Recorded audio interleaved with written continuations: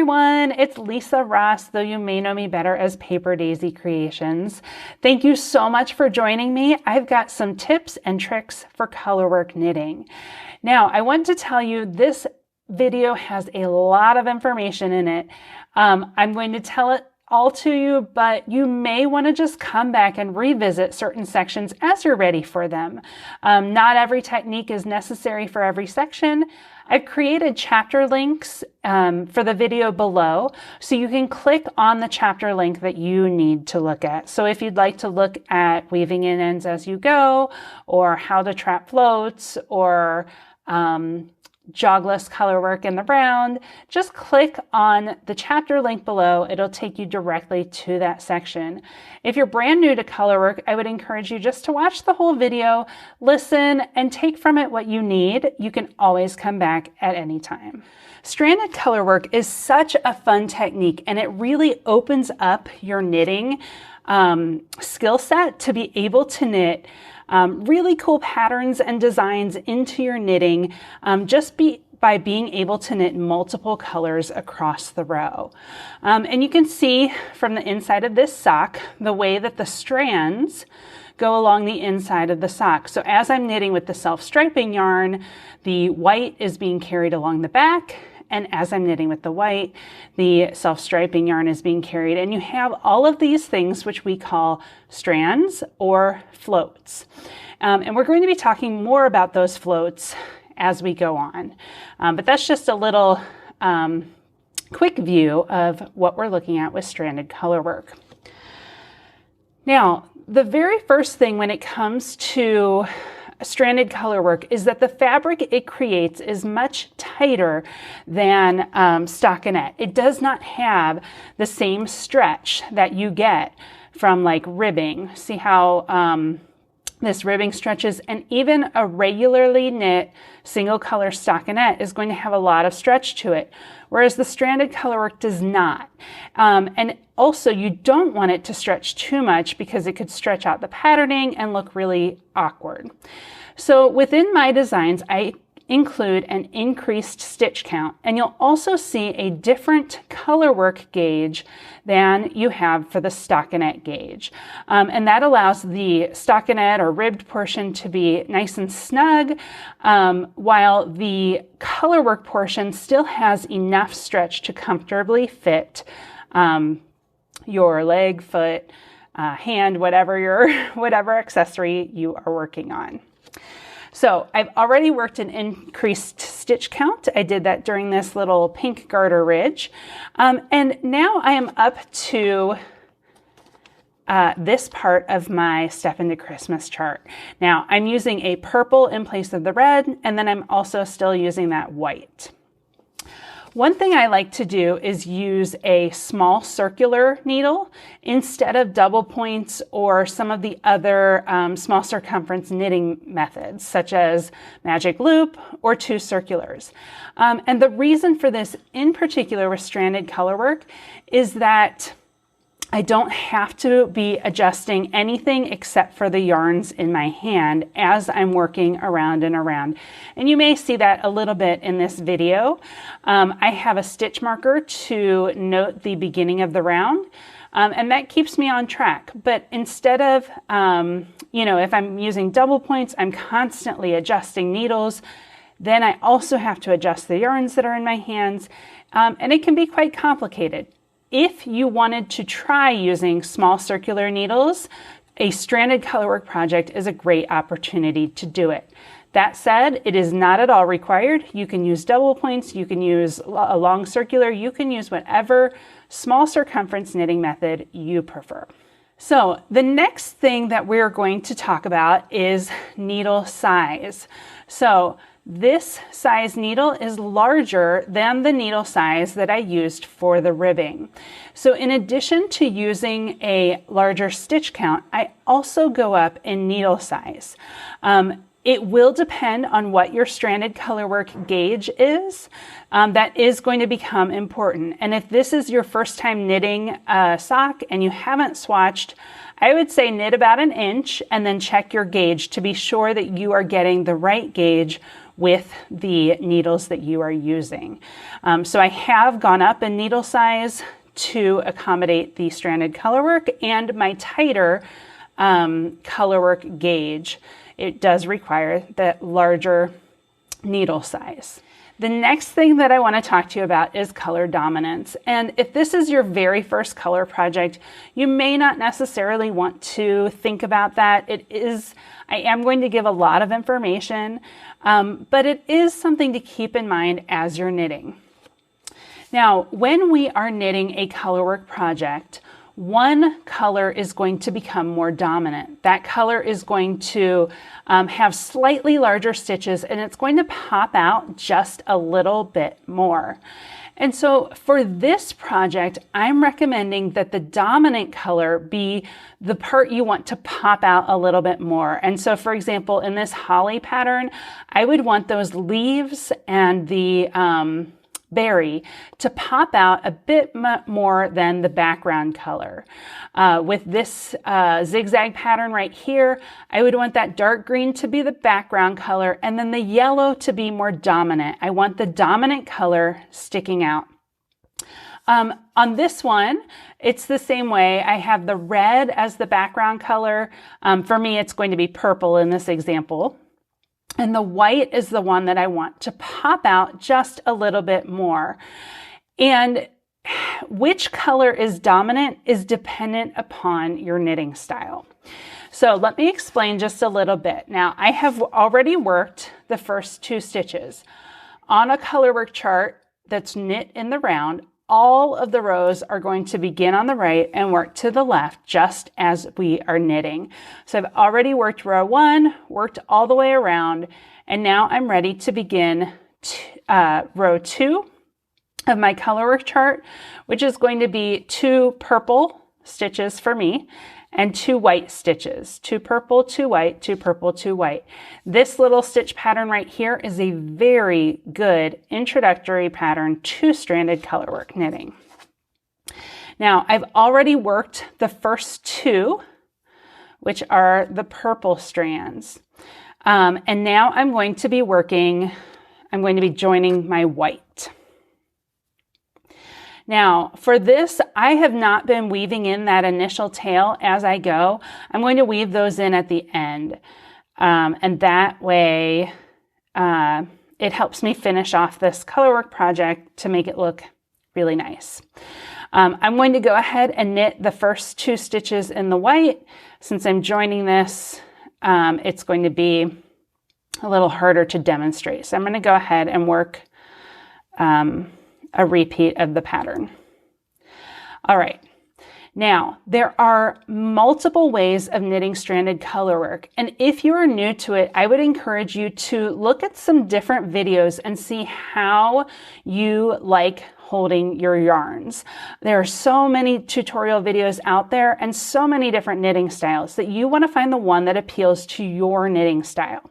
I'm just going to tell you a few of those. So if you're a continental style knitter where you hold the yarn in your left hand, you could hold both yarns in your left hand. Now, if you are doing this, make sure that one color is always on the left and one color is always on the right. Depending on your knitting style, one of those colors will become more dominant. Most likely it will be the one that's on the left, but again, it really depends upon how you actually knit those stitches. For me, if I held it this way, these stitches would be a little bit more dominant because the yarn pulled along the inside of my knitting is going to be slightly longer, giving those stitches just a little bit more yarn to puff up when I block my knit. And actually, I will go ahead and show you the left-handed method if I'm holding both in my left hand. So it would be just picking the one that is, the one that is being used, only knit the correct color. So switching between purple and white, picking only the color whose turn it is on my chart. Another possibility, if you are a thrower, would be that as you're working, you would throw with one color, and then when you come to the next color, you just drop that yarn, pick up the next color. Oops, that's my tail. Pick up the next color and throw with that. So that's another possibility, and I'm going to unpick those because that's going to mess up my tension to have different knitting styles in my project. All right, and now I'm going to show you the way that I do it. Now, when I learned stranded colorwork, I set out to find the most efficient way to knit stranded colorwork. And of course, lots of people on the internet have their own ideas, but eventually, after trying out a bunch of methods, I decided upon what worked well for me. Now, for my method, I like to hold one color in my left hand, one color in my right hand. With this one, I will pick the stitches like that. And with the purple, I am flicking it. So that is how I like to knit stranded colorwork. Now, because this white is going to create those longer strands, that makes this my dominant color.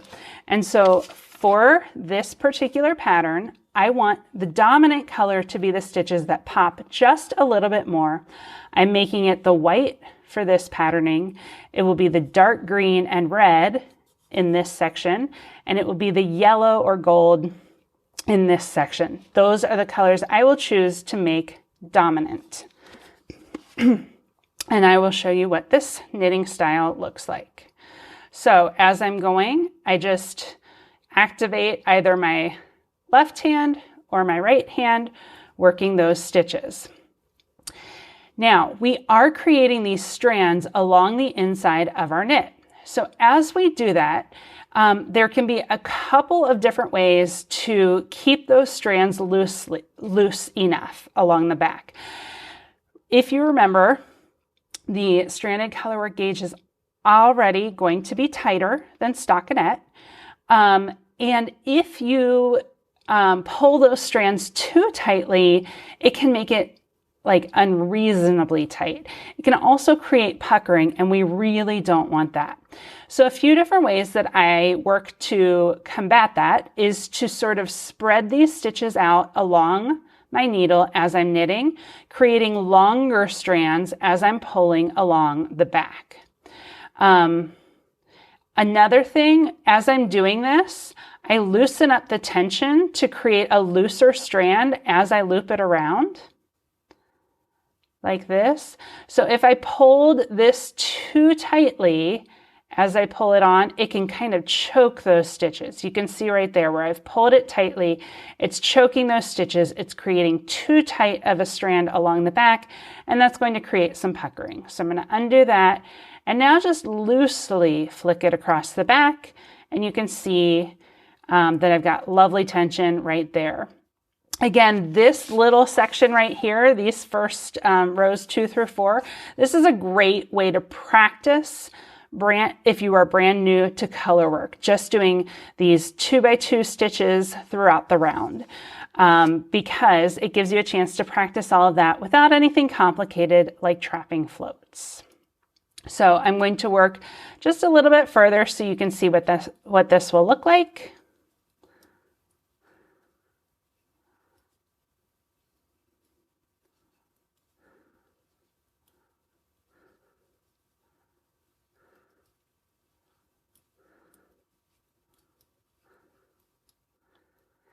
And you can see that as you get going with whatever method you choose, you can really pick up some speed.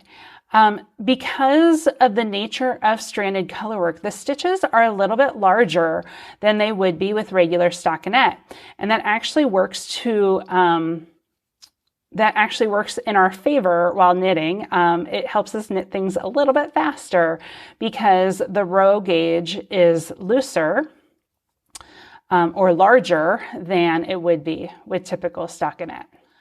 So like a typical stockinette fabric will curl unless you put ribbing or garter or something on the edges. But with stranded colorwork knitting, it is different. You actually create much more of a square gauge where the rows are, the stitches are about the same width as they are in height. And so typically your stitch gauge is actually going to be very similar to what your row gauge is. All right, so this is a good example to show you of a mistake that I made. Right here, I only knit one of the white stitches instead of two. So in order to fix that mistake, what I like to do is to pick back the way that I would normally hold my yarn. So you'll see I don't have one yarn in each hand as I'm picking back. So I'm just going into those stitches that I messed up, and I use the tension held like this to pull those out, and I adjust that tension as I go, working my way backward to the mistake. When I pick the yarns back up, I need to remember to put the same color in the hand where it was before. Again, I'm pulling these, holding these loosely as I'm flicking and as I am flicking and picking across the round. You can see that by not using the double pointed method or the long circulars, I don't have to adjust needles. I'm only messing with the different yarns as I go. Okay, the next thing that I want to show you is carrying your yarn. You may have noticed that I have my C1 still attached, which is for me this dark turquoise color. And I want to carry that up the inside of the sock. And the reason why is that I'm going to be using it fairly soon. I'm going to be using it right here on row 7. So for me, I wanted to carry it up through this small section so that it's ready to work and has one less end to weave in. Now, normally I would be carrying it every other row or every third row, but I haven't carried it yet just because I've been doing this tutorial video. All right, so to carry the yarn, I'm going to go into that first stitch. Then I'm going to take the yarn that I'm carrying and cross it over the yarn that I am knitting. And what it does is it just locks that yarn behind the knitting. And I want it to like run loosely along the inside. So the next time that I use this yarn, I don't want to pull it tightly. In fact, it's best if you are carrying yarns, if you trap it like every 2 to 3 rows. And that way it keeps it from getting too tight. I would not want to pull this snug or it would scrunch up that whole sock right there. So I'm not going to do that. Now, because this sock has a lot of color changes, you have to make some decisions about which yarns you're going to carry and which yarns are going to be cut. And that's totally a personal preference. I just wanted to demonstrate how I would carry the yarns if I'm carrying it. The next thing I'd like to show you is how to weave in an end when you are finished with it. Now, this pattern has a lot of rows where only one color is used, and that actually works out great for finishing off a color. Now, I did not weave in this white as I started it, but I am going to weave it in as I finish it. So before I cut it, I'm going to trap it along the back of row 5. So I'm working with purple, and the white is what I want trapped along the back. Now, I've been holding the white in my left hand, but that actually works out great for my particular knitting style because I'm going to trap it along the back. And what I mean by trapping is when we are knitting stranded color work, you're going to be trapping floats at different points in time. I'm going to trap that white along the back and then cut it. And that yarn will just be a tail that's been trapped along the inside of my sock. Let me show you how to do that. If you are a thrower, this is what I think is the kind of most efficient way to trap that float. So when I go into the next stitch, I'm going to go under the yarn that I want trapped before I throw my yarn and knit that stitch. And I'll show you that again. So for the next stitch, I have to knit it as I normally would, but every other stitch, when I go into the stitch, go under the yarn I'm not using, pick up the yarn that I am using, and pull it through. The next stitch I knit as I normally would, and I can just trap it every other stitch as I go. All right, let me show you how to trap it if you are holding the yarn in your left hand. This one is a little bit more complicated, but still very easily achievable. So to trap this white yarn, I would normally be going in and just knitting this stitch, but instead I'm going to go into the stitch. I pull the white yarn to the front of the needle as if I'm going to knit it. Then I pull the purple yarn to the front of the needle as if I'm going to knit it. Then I unwrap the white around the needle and knit that stitch. The next stitch I knit as I normally would. And now I need to trap the yarn again. So go into the stitch, wrap the yarn you're not using, wrap the yarn you are using, and unwrap the trapped yarn and pull it through. And so basically this white is being trapped along the back right here. And it will protect that tail so that I can snip it and it'll be just fine. Now, there is one other way to do it, which is actually the easiest. So those two ways are the most efficient if you are a left or right-handed knitter. But here is another way that you can do it in case those seem just too complicated. I'm going to go into the stitch, but before I knit it, I just take the yarn I want trapped and cross it over the yarn that I'm knitting.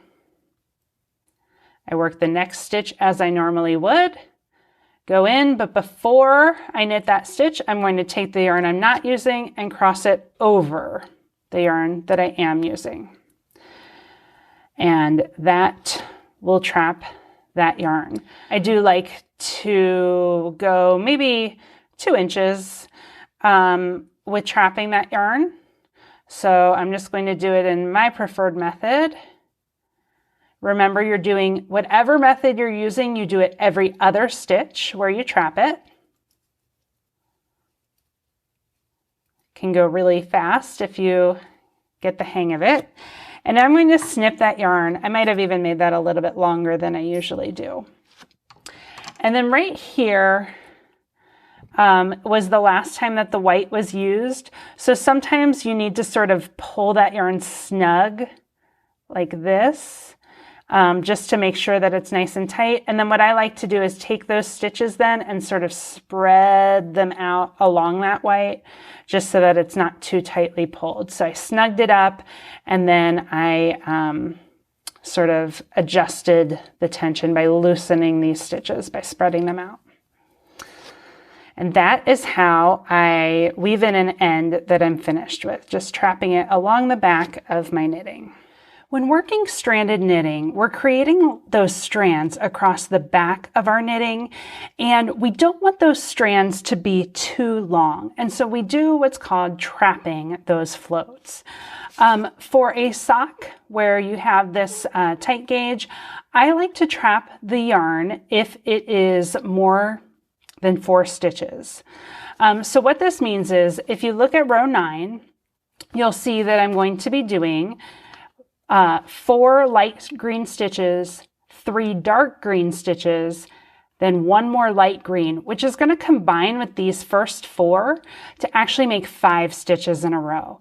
And so what I like to do is to trap the light green yarn in the middle of those 5 stitches. So it's going to be working, I'll get to this point where I work 3 dark green, and then I'll be working 5 light green in a row. And what I like to do is on that 3rd stitch, I will trap it.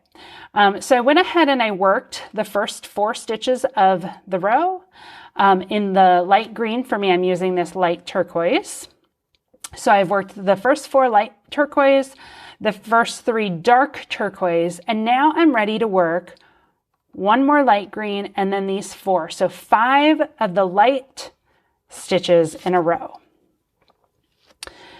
Again, I am making this dark color my dominant one so that the holly is the patterning that pops up. So I'm holding that in my left hand, and the light turquoise is my background color, so that is in my right hand. And I'm going to knit 1, 2, and now instead of working this next stitch as I normally would, I want to trap the dark green.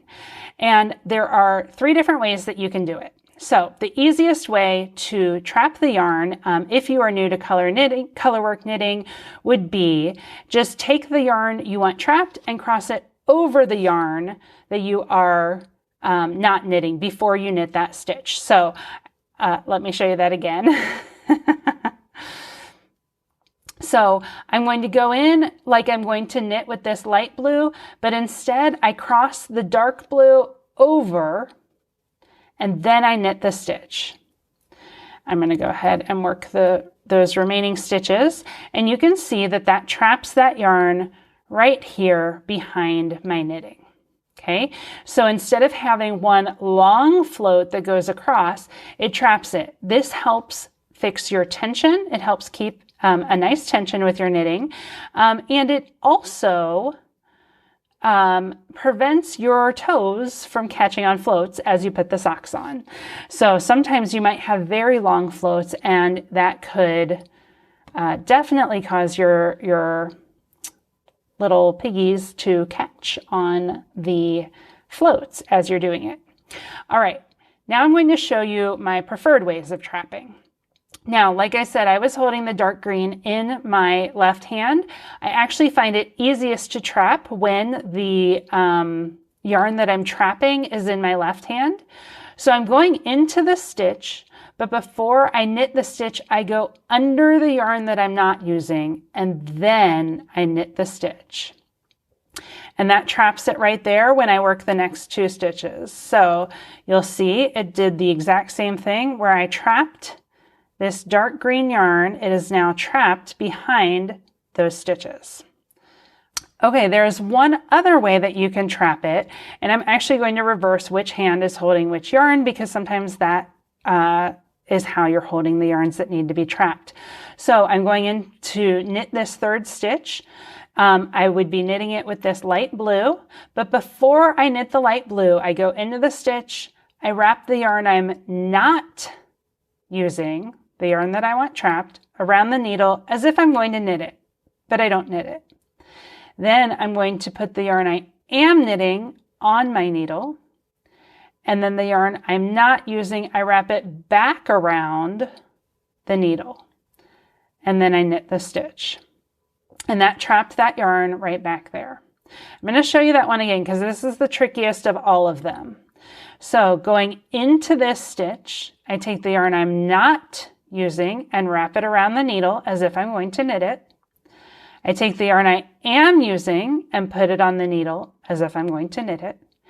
And then the yarn I'm not using, I wrap back just the way that it came. But at this point, it is now trapped behind that light blue yarn. So let me show you what that looks like. I went ahead and knit the next stitch just so you could see. And it did the exact same thing. It trapped that yarn behind the knitting.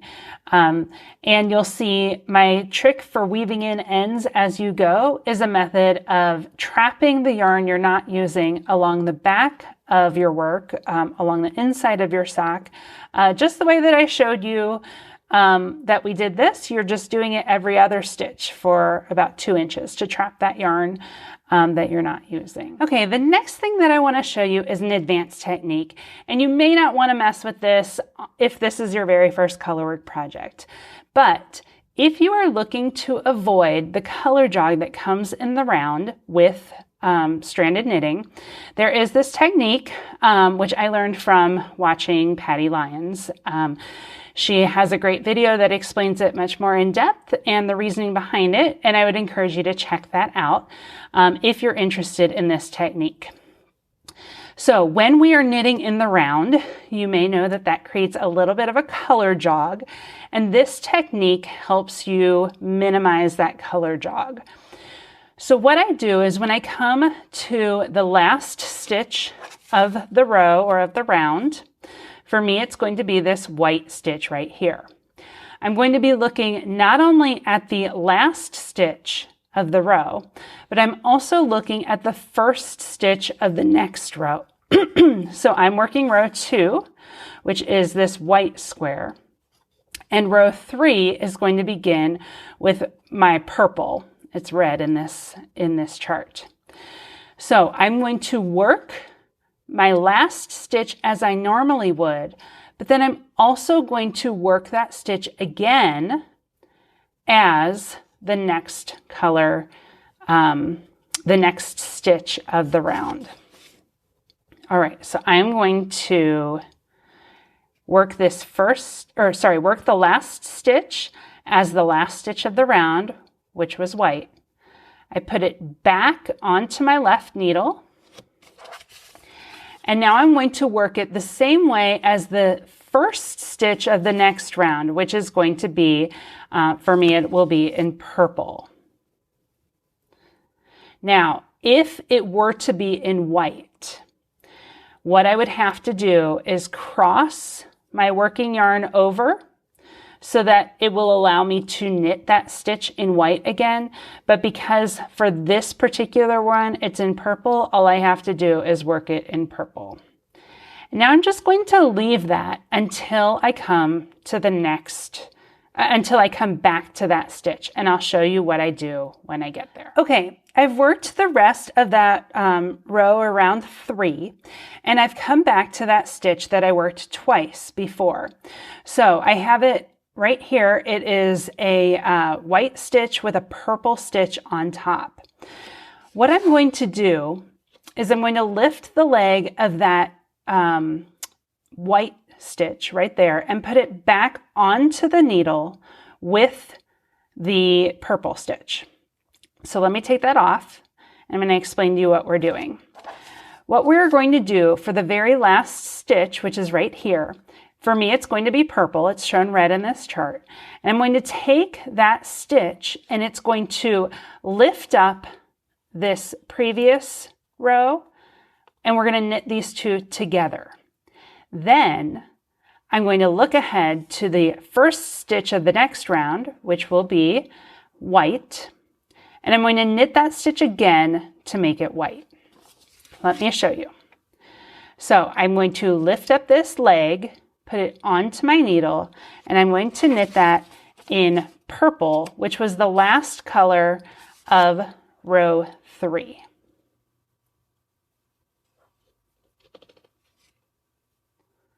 Now I'm going to put that purple stitch back onto my left needle. You do have to kind of adjust your tension as you do this. And I want it to be the same color as the first stitch of row 4. For me, that's white. I'm going to make that white. Now, again, if I was going to make it purple, I would have to cross the white over the purple to allow me to make that stitch. But because I'm making it in white, it's not a problem. I will make that stitch in white, snug up my tension, and go on to the next row. The next row, I'm working on row 4, which is going to be 2 white, 2 purple. So I'm going to go ahead and work around to the next stitch, or sorry, to the last stitch. Okay, I've gotten back to that last stitch. If you remember, I had knit it in the color of the first stitch of row 4. Now I need to do that same thing where I lift up that previous stitch, knit it together to make the last stitch of the row. For me, that will be purple. And then I'm going to knit it as the first color of row 5, which is also purple, which is a great opportunity for me to show you that.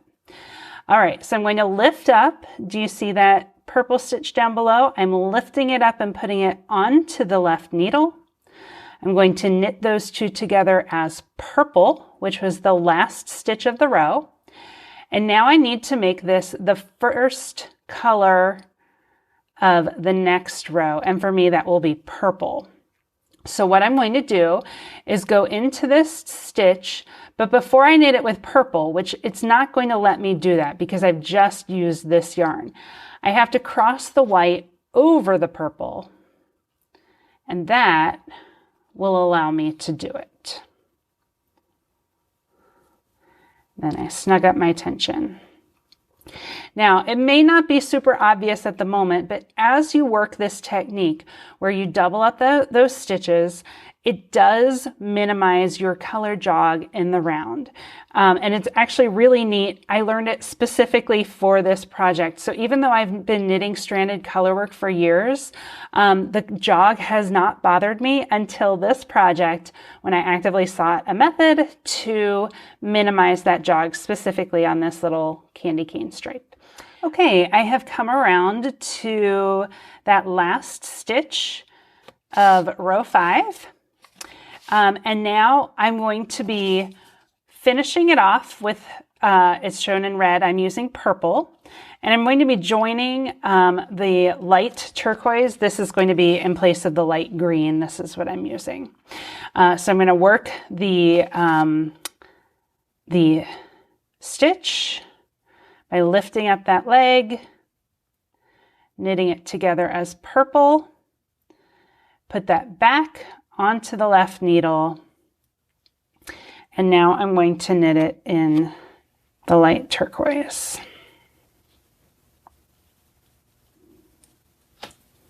Just pull that purple snugly. I'm going to go ahead and work the first couple of stitches in the light turquoise just so you can see.